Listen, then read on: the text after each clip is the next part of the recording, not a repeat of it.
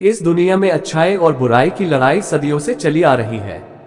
हमें बचपन से सिखाया जाता है कि हमेशा अच्छे बनो, ईमानदार रहो, किसी का बुरा मत करो।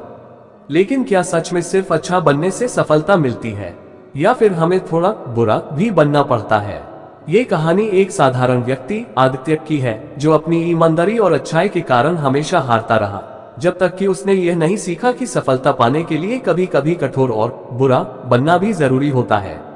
आदित्य एक सीधा साधा युवक था, जिसने हमेशा नैतिकता और ईमानदारी को प्राथमिकता दी। वह बहुत मेहनती था और अपने सिद्धांतों से कभी समझौता नहीं करता था। वह एक छोटी कंपनी में नौकरी करता था, जहां वह पूरी लगन से काम करता, लेकिन प्रमोशन हमेशा किसी और को मिल जाता।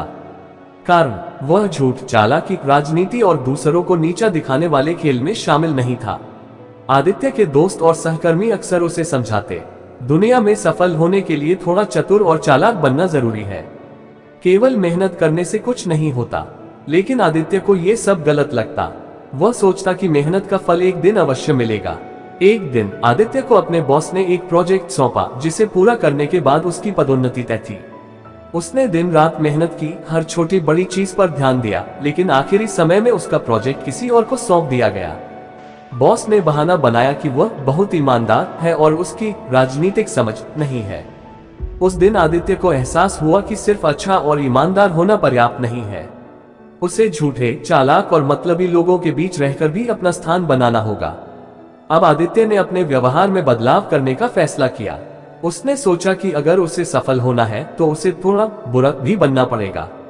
लेकिन बुरा बनने का मतलब बेईमान बनना नहीं था, बल्कि अपनी जगह बनाने के लिए चालाकी और रणनीति अपनाना था। उसने ऑफिस की राजनीति को समझना शुरू किया। अब वह दूसरों को बेवजह मदद करने के बजाय अपने लक्ष्य पर ध्यान देने लगा। वह बॉस की चापलूसी नहीं करता था, लेकिन उन्हें यह महसूस कराने लगा कि वह कंपनी के लिए अनिवार्य है। उसने सहकर्मियों से मीठी बातें की, लेकिन जरूरत पड़ने पर अपनी ताकत भी दिखाई। धीरे धीरे लोग उसे गंभीरता से लेने लगे। कुछ उसे बदला हुआ आदित्य कहने लगे, लेकिन अब वह अपने खेल में आगे बढ़ रहा था। एक बार कंपनी में एक बड़ा प्रोजेक्ट आया और बॉस ने हमेशा की तरह अपने करीबी को सौंपने की योजना बनाई। लेकिन इस बार आदित्य ने पहले ही पूरी रणनीति बना ली थी।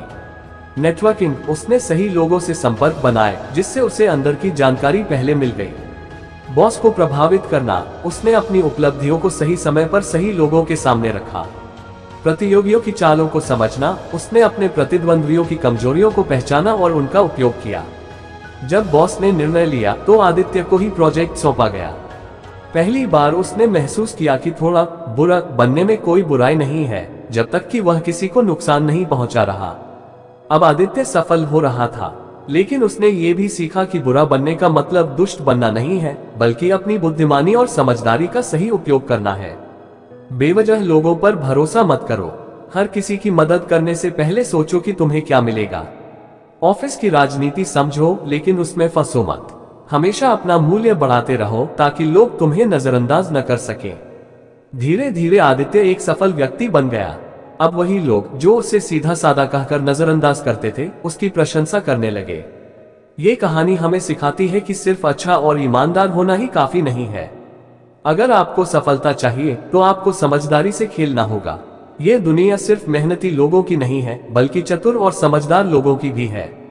बुरे बनो का मतलब गलत रास्ते पर जाना नहीं है, बल्कि अपनी जगह बनाने के लिए अपने तरीकों में बदलाव लाना है।